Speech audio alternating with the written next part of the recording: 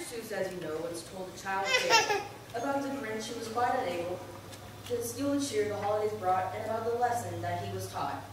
But if you'll lend me an ear or two, I'll tell you a similar story that's new. It's about a man who commits a crime, discovers the truth that's older than time. It is a prime example of intellectual snobbery, of what came to be known as the Great Church Robbery. The church was known for its love and affection, and they invited folks in from every direction. But to one neighbor named Mr. DeWitt, their invitations didn't matter one bit. DeWitt hated them, and for their Christian religion, he held no love, not even a smidgen. He considered their pastor to be a big fake, and their clanging church bells made his head ache. Though he felt that way, not because of his head, but the fact that his soul was spiritually dead. So with a heart full of meanness and doubt, he watched Sunday morning as their service let out. Staring out of his window with a cold, ugly sneer at their warm handshakes and smiles full of cheer. "They'll all be returning," he said with a bark, "for tonight's service as soon as it's dark. And then with their worship they'll raise a commotion. But what it's about, I haven't a notion. They'll set that big church bell ringing, and they'll all begin praying and singing. They'll pound the piano and organ too. But why they must do it, I haven't a clue. Why, for too many years I've put up with this stuff. It's driving me crazy. I've had quite enough." As he got angry, thinking how they would do it, he suddenly snapped, "I must put a stop to it. Without all their church stuff," he went on with the growl, "their bright, happy mood will quickly turn foul." Then a wicked idea hit his wicked old brain. "I'll pretend I'm a blind man with dark glasses and cane. I'll steal all their things, and if anyone spies me in my clever get-up, they won't recognize me." Yes, he felt quite proud and thought himself wise. So armed with a plan and a tricky disguise, he cranked up his pickup and took off with a lurch. He pulled it up to the back door of the church. Determined that nothing is empty or blocked, he used a screwdriver to jimmy the lock. "This is too easy," the fake blind man hissed. As he tiptoed inside, cane clenched in his fist. Then he lowered his glasses and peered all around to make sure that no one was there to be found. "These speakers," he said, "are the first things I'll steal." As he loaded them onto his truck, the old heel. Then he ripped up and threw out the pads on the pews. Yes, he took every comfort, and the instruments too. Then he carried the songbooks all he could heft. Even the Bible was not above theft. When he had taken all he could rob, he was turning to go when he heard a small sob. Grabbing his cane, he spun round to the world, and there by the altar stood a tiny young girl.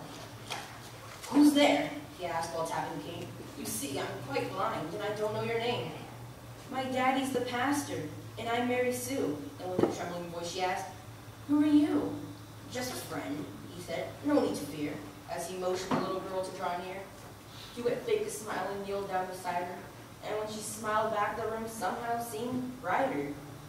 "You see," he lied, "God sent me indeed, for even a blind man can see her indeed. So I'm taking the old out and buying all new, and as soon as I'm finished, I'll send it to you." So he pulled the wool over her eyes with his sightless acting clever lies, and he condescendingly patted her head, but he was taken aback by the next thing she said. "Oh, kind sir, I wonder if I might pray that the Lord would give you your sight." And before he could answer or move out of the way, she laid her small hand on his brow to pray. "Dear Jesus, I thank you for being so kind, and I ask you to touch this man who is blind. Bring the light to his eyes and help him to see. So give him this gift, Lord, and do it for me." When she had finished, his throat was all dry, and behind his dark glasses, a tear dimmed his eye. Conviction had fallen on him like a great weight, but he croaked, "Thank you, dearie, but now I'll be late. So go on back home and don't say a word, or tell anybody what you have heard." As he watched the pastor's child depart, he felt a strange tug down deep in his heart, but he shook it off with a snort and shrug. And as he was leaving, he threw out the rug. It was 6:30, soon the church would be full, so he cranked up the pickup and away he did pull, up the winding dirt road to the top of the hill. He drove with their stuff, which then he would spill. When he came to the top, it was getting quite dark. As he jumped toward the cliff and put it in park, he jumped out of the truck and strode to the ledge. looking expectantly over the edge. "They know by now," he said with a grin, "that their services will all have been done in. They're wailing and moaning, and they'll all shed a tear. That's something," said DeWitt, "that I wish I could hear." But he could hear a sound, quiet and low, rising up from the church in the valley below. But this sound wasn't tearful. Why, it sounded quite cheerful. Everyone there, to the smallest fella, was singing their favorite songs, a cappella. He hadn't stolen their joy, it remained. In spite of their losses, they worshiped the same. Maybe their joy doesn't come from what's done. Perhaps, he smiled, it comes from someone. But suddenly his heart was crushed with cold fear as he noticed the pickup had slipped out of gear. It rolled toward the edge, the cliff edge that rustled clunker as he leaped in its path and shoved hard on the bumper. It didn't slow down those deep clouds aside, and for the first time in his life, DeWitt prayed out to God.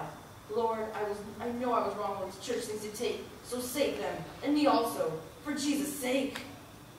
And then the light of heaven shone in, as Mr. DeWitt was born again. And he felt a strange power he'd not felt before, as he found the strength of Samson, and more. He stopped the old truck and turned it around, and then he hopped up inside and drove down to the town. He pulled up at the church, and brought back what he took, each musical instrument, and every songbook. Then he went to the altar, and beside it he knelt, and praised the Lord Jesus for the peace he now felt. And he hugged Mary Sue, as she climbed on his knee, for her prayer had been answered, and now he could see.